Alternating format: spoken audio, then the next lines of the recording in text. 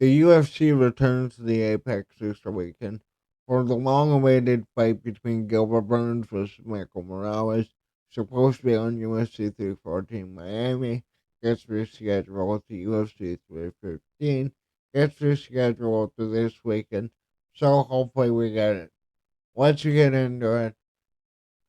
This is a basic Apex card. I'm warning you right off the bat if you are expecting a good card. Maybe we get it, but on paper. I'm going to leave my rant for the end. Luana Pinero taking on Tisha Pennington. Pinero ranked 15th. She's on a 3-fight losing streak. Her last wins came in 2023 against Michelle Marston Gomez by a split decision, a very close fight. She did beat Sam Hughes in a really good fight, but she got KO'd by Amanda Rivas, submitted by Angela Hill, and lost to Jillian Robertson, who Jillian Robertson is looking like she will be contending for the title pretty soon. Tisha Pennington, you look at her, coming out from a win against Carla Esparza at UFC 307. She dropped two very close fights to Tabitha Ricci and Mackenzie Dern. Beat Angela Hill by unanimous decision. Who again, common opponent, she was able to get that win. And she beat Sam Hughes by round 1 TKO due to an eye injury. Pretty simple here. Tisha Pennington should take this fight with ease. She's a decision machine. I think she was competitive in her losses to Dern and Ritchie. Not saying she won them, but they were close fights, and she won just right by keeping the fight standing, landing from range. I think that she could pretty easily outland I'm already blanking on her name, Pinero. But yeah, we move on to Hung Sung Park versus Carlos Hernandez. Man, Carlos Hernandez, it seems the UFC as a trend was giving him Asian fighters and him losing to them. So, we're set up for Hung Sung Park, 9-0 prospect, on an incredible run to TKO'd Shannon Ross with the liver shot, got a bonus for it. Submitted Gook Choi in his UFC debut. Down the road to the UFC, submitted to Topnoy. I'm not going to try and say his last name. And Jeremiah Saragar. And then he had a round 2 knee against Drew Kwang Kim. Kim, oh my god, these names. They get more and more difficult with every card, I swear. Carlos Hernandez is coming out from a win against Tamandemiro by split decision. I kind of thought that Tamandemiro won that fight. He lost to Ray Teixeira, lost to Tatsu Taira by round 2 TKO, beat Denise Bonder by technical decision, and lost to Nascimento by first round naked choke. I think the trend continues of Carlos Hernandez losing to Asian fighters. I don't get why the UFC keeps doing it. But Park will most likely out grapple him. Each round, maybe it's a 29-28, but I think he wins it pretty confidently. And he is an interesting prospect coming up. Really good grappler. He has a really fun striking style. We move on though to Denise Gomez versus Elise Reed. Denise Gomez on a 2-fight win streak beat Carolina Kowalkiewicz. I hate seeing these names. Beat Eduardo Morales by split decision. Lost to Angela Hill, a veteran of the division. And she KO'd Jasmine Yaragru and beat Bruno Brazil in the second round. with a right hook and ground and pound. Elise Reed, she's a win-win-lose-win fighter. Beat Jessica Panay. Got submitted by Lupita Godinez. Good word. She beat Jinyu Frey, lost to Loma Lukumi, and she beat Melissa Martinez. I'm gonna go with Denise Gomez. Um, Elise Reed is a 500 fighter.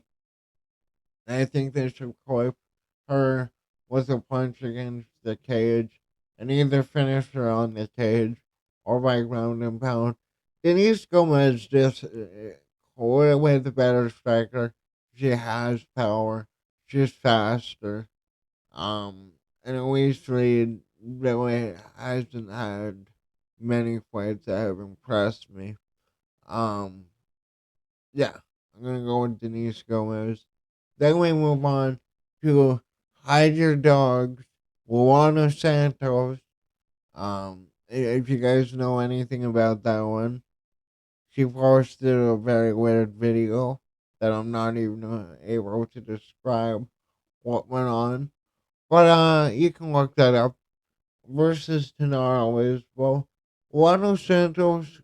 She was on a really good win streak, 4-fight win streak. KO'd Juliana Miller, submitted Maria Agapova. But her last fight with Casey O'Neill, she looked terrible and really didn't do well. Then you look at Gennaro Raceball on a 5-fight win streak, went to a decision against Sabina Oliveira. Before that, though, had two submissions of rear naked choke against Rose Clark and an armchair against Consuelo. Consuelo. Okay, armchair against Oliveira. I'm not even trying to against, and then here I am trying to say all these names after I repeatedly say that. Amel, she KO'd in the first round, and Hitway, she KO'd in the first round. Um, I'm gonna go to Nara Lisboa. She had a really good run on the regional scene, and she fought Valentina Shevchenko Muay Thai way back in 2010. It is a very even fight, but the main reason I'm going with her is that she doesn't have a weird relationship with her dog. Moving on to Connor Matthews versus Yadir Del Val. This is an interesting fight.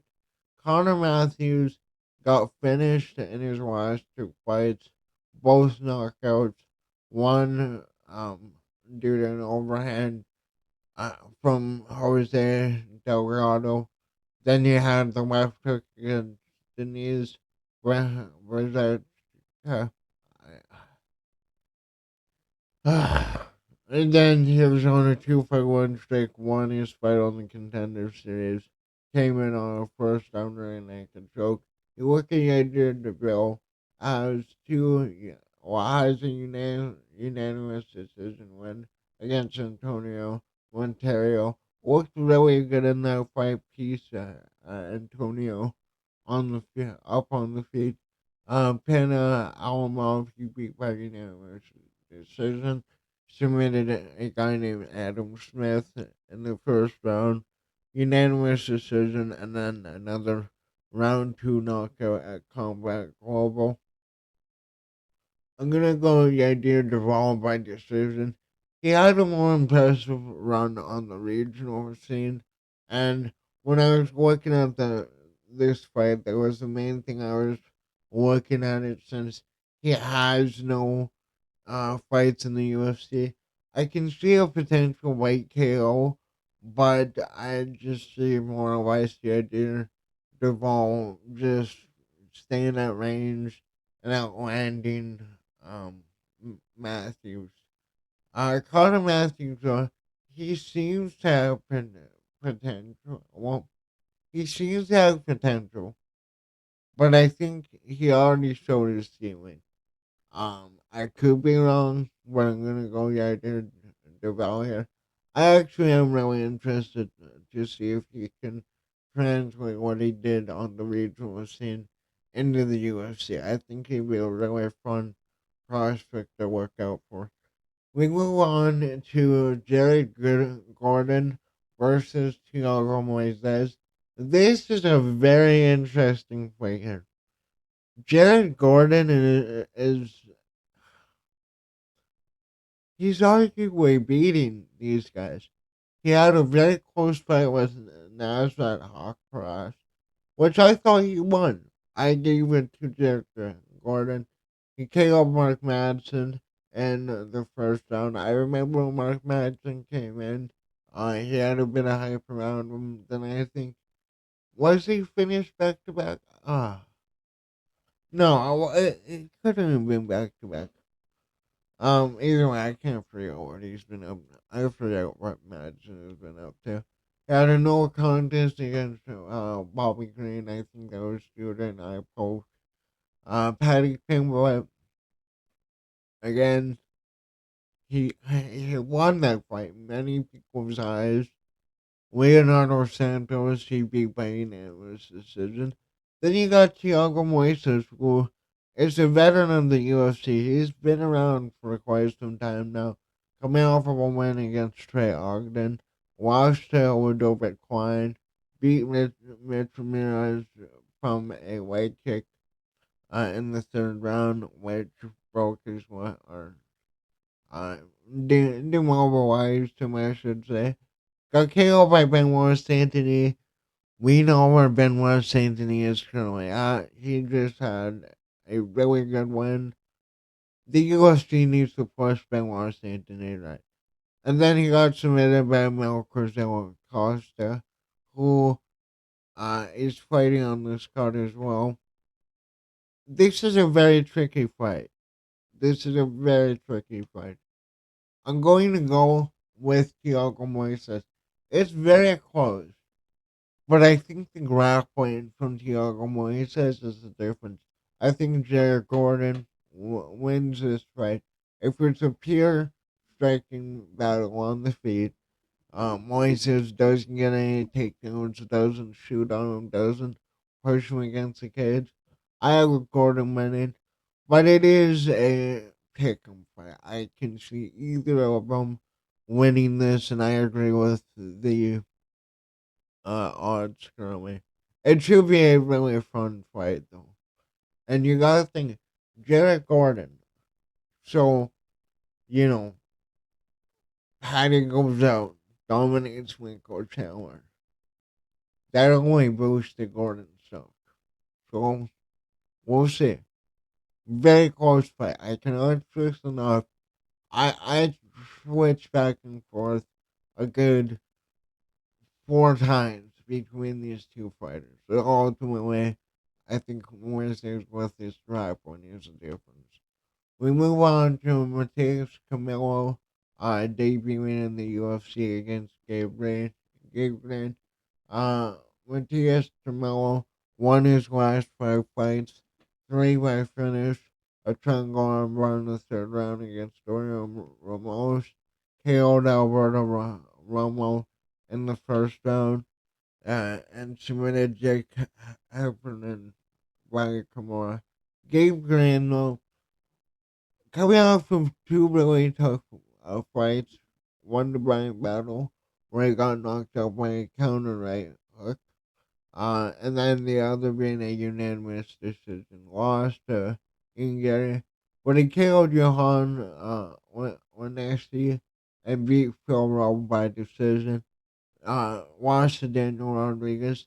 Gabe Green is good. Gabe Green has been in the UFC now for a few years and has the experience.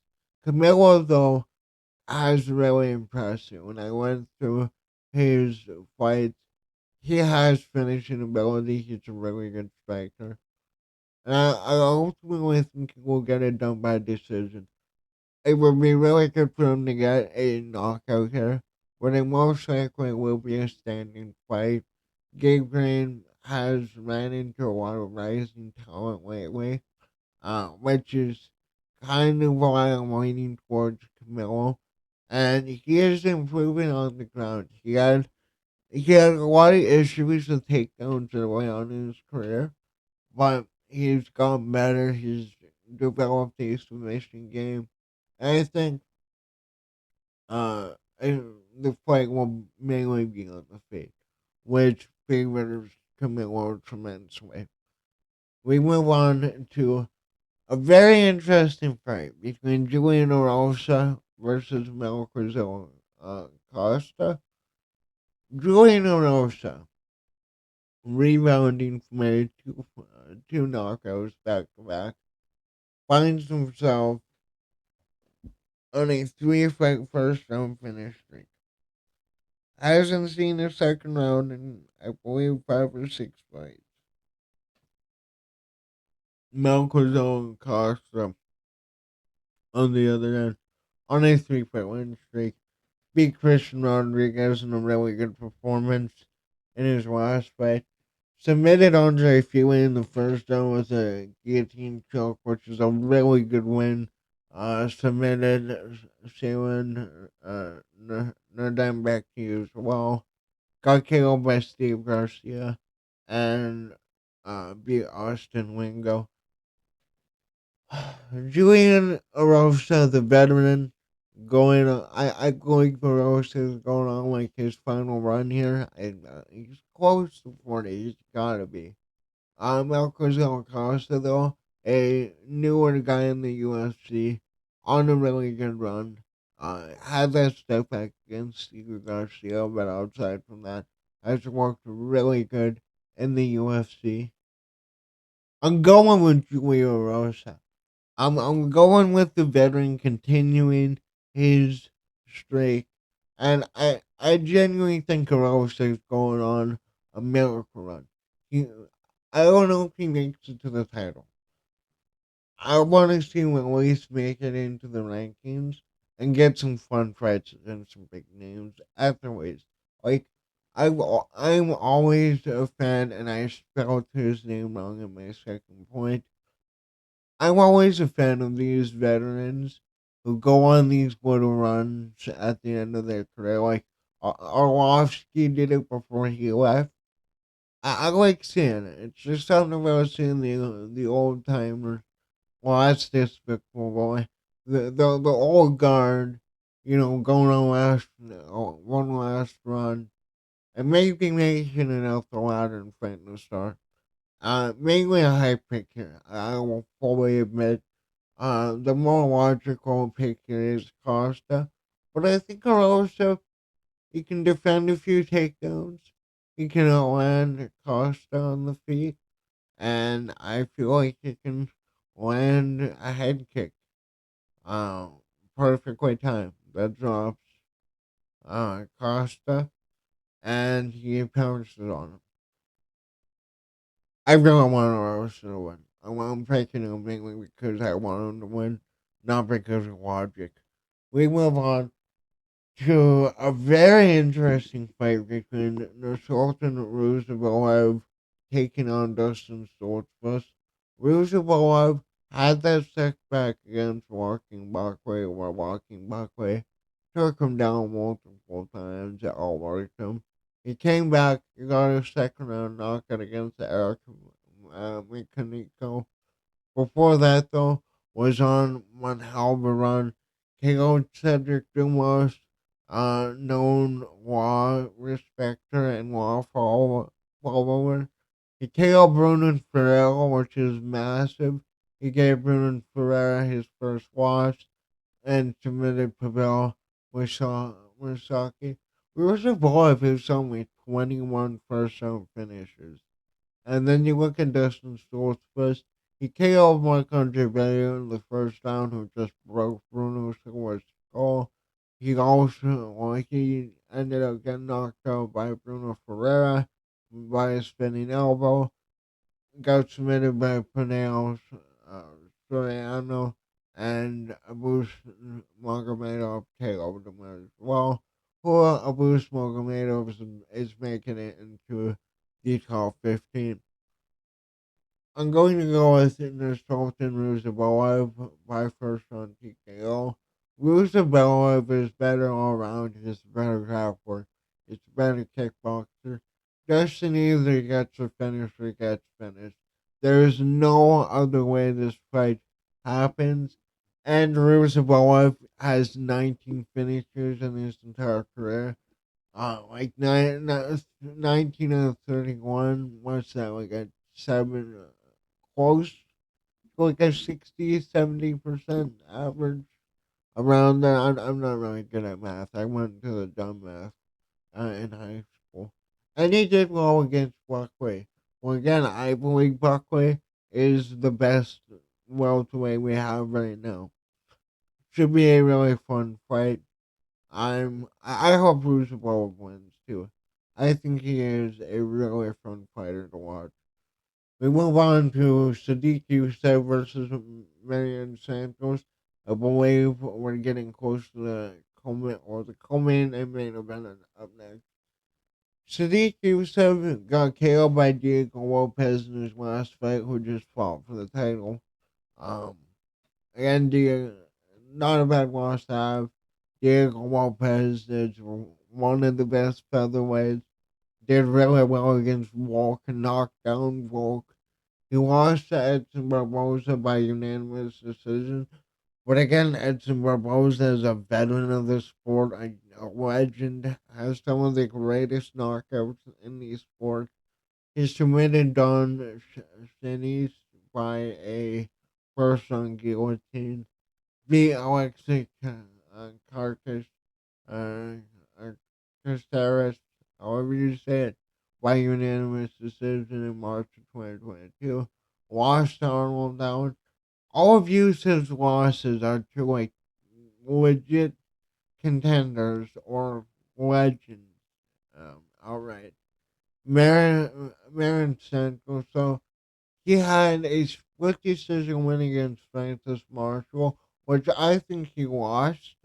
Um, he did KO Khan O'Phil in the second round with the left hook. I hate saying these names. He did have two exhibition fights against why Torres and Edwin Cooper Jr. And then he did beat Rafael Barboza at OFA 155. Did get KO'd by Dan Argetta, who just retired. Sodiq Youssef is really good, and I'm going to go with Sodiq Youssef. Um, a lot of people look at the record, look at that he's lost his last few fights. It's against high level competition. Marion Santos lost his first fight in the UFC. There's no way around it.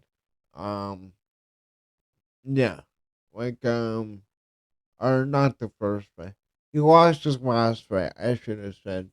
Um, but yeah, when you're only losing to Arnold Allen, Diego Lopez, it's good. It's a good sign. I don't know how far Sadiq Yusuf can make it in this division, but I think he's the better fighter here. I think he has the cleaner striking, and I can see him mixing in the takedowns. I don't think he'll have a heavy grappling approach, but I can see him, getting comfortable in the fight, maybe going for it. Mainly see him winning it on the feet here. We move on to Paul Craig versus Rodolfo Molano. For the co-main event is pretty straightforward. You have Paul Craig on a 3-fight losing streak. His only win in his last 5 was a second round KO against Andre Muniz, which was a good win. But Rodolfo Molano had a majority draw against Jimmy Crooner's last fight at UFC 312. On paper, didn't look like a good event, a good fight one. That card ended up being a lot better than it seemed. He KO'd Ihor Potieria. You guys know I'm big on Ihor Potieria. Really good fighter. And when you're rising up in the rankings in this division, it's really good type of win over Pateria. He KO'd Tala in the second round, beat Ocasio Dos Santos and Matias Masaros in the first round with a knee followed by ground and pound. I think it's very simple here. Rodolfo Bolado wins this fight by second round TKO. Paul Craig is done. I don't know why he's still fighting. I don't know why he's a co-main event. He KO'd Corporateria. I just said I really rate them when and his only losses in MMA are to Vitor Petrino.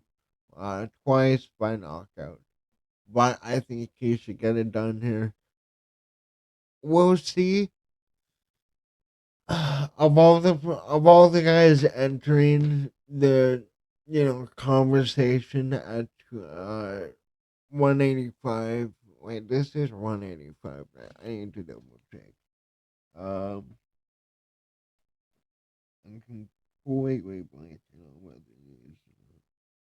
Because I know Paul Craig fights at both middleweight and light heavyweight, and always confuses me.